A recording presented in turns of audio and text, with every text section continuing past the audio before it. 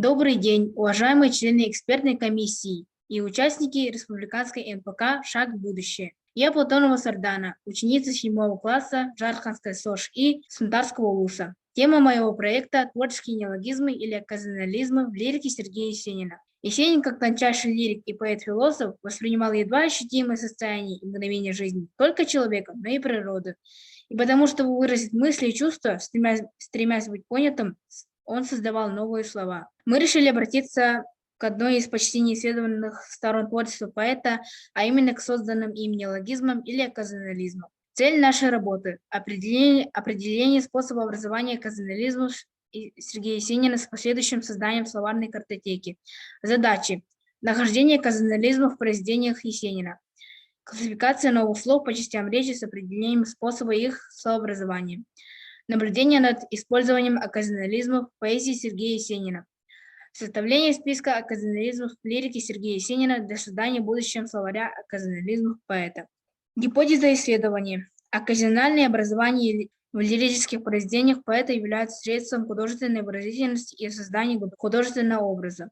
В ходе исследования применяют следующие методы. Различные виды наблюдения над текстом, работа с лингвистическими словарями, лингвистический эксперимент, статистические основные методы исследования, различные виды наблюдения над текстом, работа с лингвистическими словарями, лингвистический эксперимент, статистические методы обработки результатов исследования. В произведениях поэта мы обнаружили 107 словоношеств. Все оказионализмы являются лексическими, так как созданы комбинации различных общеупотребительных основ и морфем в соответствии со словообразовательной нормой русского языка.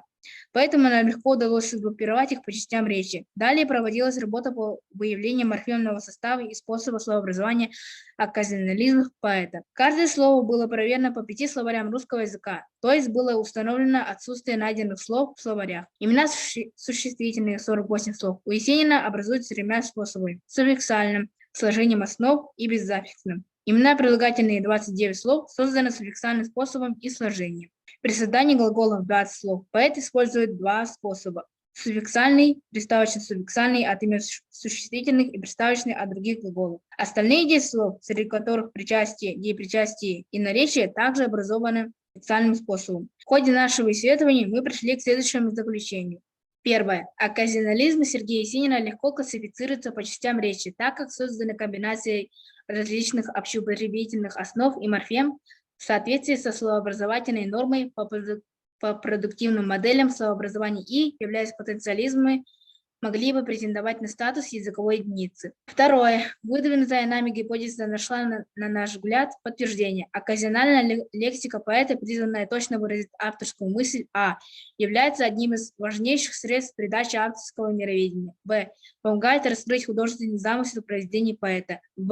Демонстрирует словообразовательные выразительные возможности русского языка. Третье. Собранный в ходе исследования материал является подготовительной работой по составлению дальнейшего словаря оказионализмов Сергея Есенина.